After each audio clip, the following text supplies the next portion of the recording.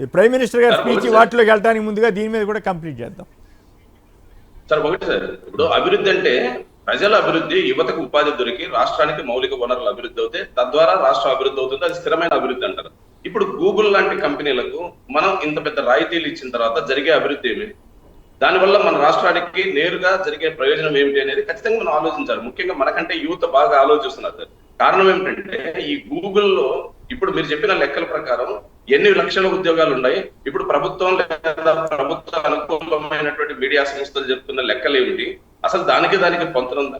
ప్రపంచవ్యాప్తంగా ఉండే గూగుల్ మొత్తం ఉద్యోగులు ఒక్క విశాఖపట్నంలో ఏర్పాటు చేసే గూగుల్ దాని ద్వారా వస్తాయని చెప్పేసి ప్రచారం చేస్తున్నారంటే అబద్ధాన్ని అద్భుతంగా ప్రచారం చేయడం. రెండో విషయం సార్, ఈ రోజు నరేంద్ర మోడీ గారు నిన్న కర్నూలుకు వచ్చినారు.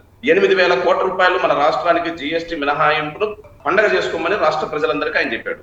8,000 కోట్లు రాష్ట్రంలో ఉండే ప్రజలందరికీ కలిసి పన్ను రాయితీ అది ఎంత అమలవుతుందో పక్కన పెట్టండి. కనీసం 8,000 కోట్ల గురించి చెప్పడానికి ప్రధానమంత్రి వస్తే 22,000 కోట్లు ఒక కంపెనీకి ఇస్తున్న విషయాన్ని ఎందుకు దాచిపెడుతున్నారు? 8,000 కోట్లతో రాష్ట్ర ప్రజలంతా పండుగ చేసుకుంటే 22,000 కోట్ల రాయితీతో ఆ కంపెనీ ఎంత పండుగ చేసుకోవాలి? అంటే ప్రజలకు ఒకటి చూపించి రెండో చాటుగా కంపెనీలకు, కొంతమంది వ్యక్తులకు ఉపయోగపడేటువంటి సంస్థలకు లాభం చేస్తున్నారు. రెండో విషయం, ఇంత పెద్ద రాయితీలు ఇచ్చే కెపాసిటీ మన రాష్ట్రానికి ఉందా? మన ఆర్థిక పరిస్థితి అంత ఉందా? మన రాష్ట్రం అంత స్థిరంగా అభివృద్ధి చెందిందా? ఒక పక్క రాజధాని నిర్మాణానికి డబ్బులు లేవంటారు, పోలవరం ముంపు బాధితులకు నిర్వాసితులకు డబ్బులు ఇచ్చేదానికి లేవంటారు, ఆరోగ్యశ్రీ కనీసం వైద్య సేవలు అందే సంస్థలకు డబ్బులు ఇచ్చే పరిస్థితి లేదు.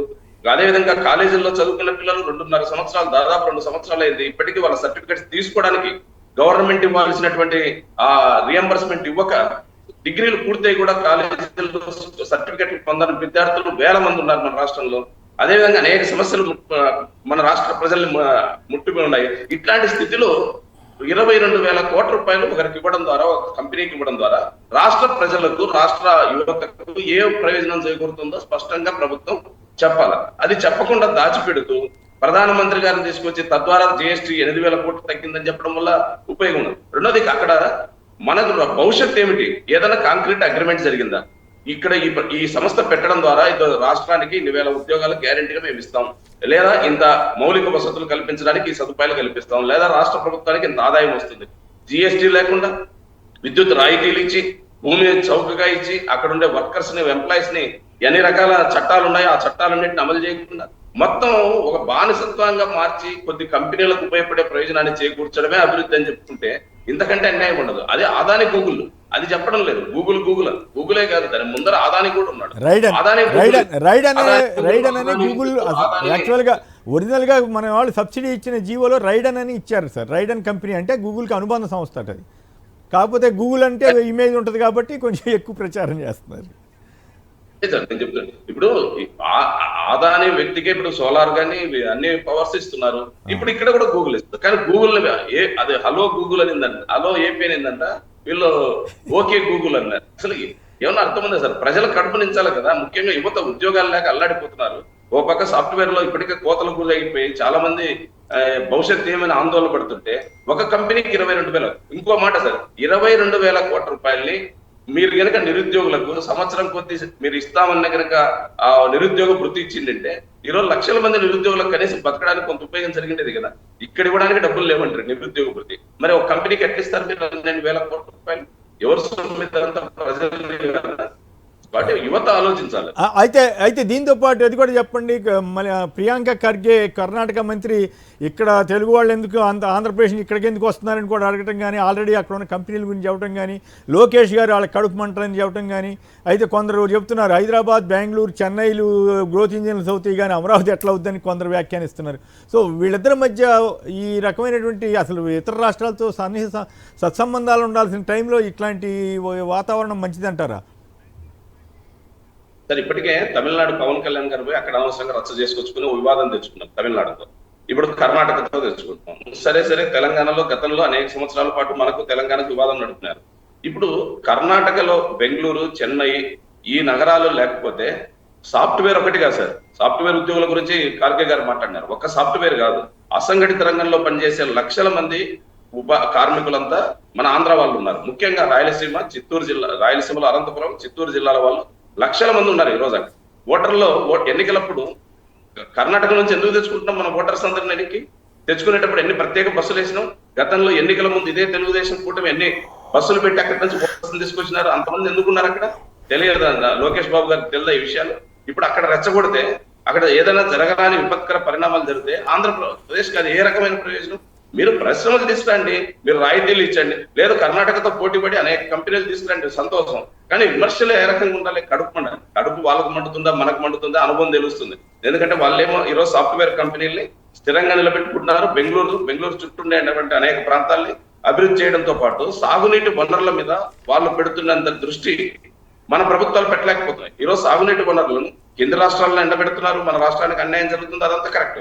కానీ ఆ రాష్ట్రంలో విత్ ఇన్ స్టేట్ లో వాళ్ళు సాగునీటి వనరులు ఈ కాలంలో ఎట్లా అభివృద్ధి చేస్తున్నారు? దాని మీద మనం శ్రద్ధ పెట్టాలి కదా. సాగునీటి వనరుల మీద పెడితే కదా వ్యవసాయం అభివృద్ధి అయితే. అది వదిలేసి ఈ రోజు గూగుల్ కంపెనీకి ఇచ్చినటువంటి రాయితీలు లేదా కొన్ని కంపెనీలకు ఇచ్చే రాయితీలు చూసి కర్ణాటకను రెచ్చగొడితే తద్వారా మన రాష్ట్రానికి మరింత నష్టం జరుగుతుంది. అది మంచి పద్ధతి కూడా కాదు. అందులో హుందాగా పొరుగు రాష్ట్రాలతో వ్యవహరించాలి. అంటే ఆయన మరి అట్లా కాదు, రాష్ట్రం నాశనం అవుద్ది ఇంత ఈ స్థాయిలో 22,000 కోట్లు ఇవ్వటం అనేది మరి ఆయన అనొచ్చు అట్లా? ఆయనదే తప్పే. ఇప్పుడు వాళ్ళ బాధ వాళ్ళకు ఉంది సార్. పొరుగు రాష్ట్రాలకు మా కంపెనీలు పోటీలు పడి ఎక్కువ రాయితీలు ఇచ్చి లేదా అనేక రకాల వాగ్దానాలు చేసి తీసుకుపోతున్నారు. వాళ్ళ విమర్శ ఎంత సహేతుకం కాదు, దానికి ప్రతిస్పందన కూడా హుందాగా ఉండాలనేది నేను చెప్తాను. రైట్. సుధాకర్ రెడ్డి గారు కాణిపాకం నుంచి. సుధాకర్ రెడ్డి గారు నమస్కారం. సంక్షిప్తంగా నమస్కారం కుమినేని గారు, మీకు ప్యానల్ సభ్యులకి. ఓకే. యాక్చువల్లీ చెప్పాలంటే ఇప్పుడు ఉద్యోగ అవకాశాలు అంటే ఏ కంపెనీ అయినా వస్తే మన యువతకు ఉద్యోగ అవకాశాలు కల్పించాలి, మన రాష్ట్రానికి ఆర్థిక భరోసా ఇవ్వాలి. ఏ కంపెనీ అయినా సరే కంపెనీకి మనం భరోసా ఇచ్చి కంపెనీని ఆర్థికంగా మనమే నిలబెట్టగలిగితే ప్రయోజనం ఏముంటుంది కుమినేని గారు? మన డబ్బు వాళ్ళకి ఎదిరి ఉంటుంది అనమాట. అది ఇంకోటి కుమినేని గారు, ఈ రోజు నేను చెప్తున్నాను, నేను కూడా వృత్తిరీత్యా కర్ణాటకలో బతుకుతున్నాను. కొన్ని లక్షల మంది మన ఆంధ్ర నుంచి పిల్లోళ్ళు బీటెక్ చదువుకున్న వాళ్ళు పీజీల్లో మగ్గుతున్నారు జాబులు రాకుండా. పీజీల్లో ఈ రోజు వాళ్ళ తల్లిదండ్రులు పీజీలు డబ్బులు కట్టి 6,500 7,000 రూపాయలు కట్టి ఎంతమంది రెజ్యూమ్ పంపడం, కంపెనీల చుట్టూ తిరగడం, ఎంతమందికైనా జాబులు ఇవ్వాల్సింది కర్ణాటక కూడా. అక్కడ ఉండేదానికి చెన్నై, కర్ణాటక, హైదరాబాద్ లో ఈ రోజు ఎంతమంది మన ఆంధ్ర నుంచి పిల్లలు తలగలాడుతున్నారంటే అందరూ బీటెక్ చదివేశారు. చదివిన వాళ్ళకంతా ఎక్కడ ఉద్యోగాలు దొరుకుతుందంటే దీనిపైన ముఖ్యంగా ఫోకస్ పెట్టాలి. ఏ రాష్ట్రమైనా మన పిల్లలు కనీసం 30% అయినా మనం ఇవ్వగలిగితే మిగిలిన 30% బయట అయినా పోయి బతకడానికి కూడా ప్రయత్నం చేస్తారు కుమినేని గారు. ఇంత దారుణంగా ఉందంటే దీనిపైన మటుకు అంత అధ్వానంగా ఉంది. రైట్. విష్ణు గారు చెప్పండి, ఏమిటి ఈ స్థాయిలో ఇచ్చి కూడా అదేదో ఘనమైన పనిగాను మొదట 200 ఉద్యోగాలు అన్నారు, ఇప్పుడు 1,86,000 ఉద్యోగాలు వస్తాయని, లేకపోతే 2 లక్షల దాకా వస్తాయని ఇప్పుడు మళ్ళీ మాట మార్చి ఎల్లో మీడియా ప్రచారం పెట్టింది. సో ఇవన్నీ ఒక ఆస్పెక్ట్ అయితే, కర్ణాటక మంత్రి చెప్పినట్టుగా రాష్ట్రానికి నష్టమా లాభమా? ఈ గూగుల్కి ఈ స్థాయిలో గూగుల్ రావటం వరకు ఓకే కావచ్చు, గూగుల్ రైడను అదానీ డేటా సెంటర్కి గతంలో జగన్ గారు ఇచ్చిన కండిషన్స్ 25,000 మందికి ఉద్యోగాలు ఇవ్వాలని చెప్పడం, వీళ్ళేమో అసలు అట్లాంటివి ఏం పెట్టకపోవటం. సో ఓవరాల్గా ఈ పరిణామాలు ఆంధ్రప్రదేశ్కి ఏ రకంగా మేలు చేస్తాయి? నిజంగానే డబుల్ ఇంజిన్ సర్కార్ అంటున్నారు కదా, 22,000 కేంద్రమే భరించి ఉండొచ్చు కదా.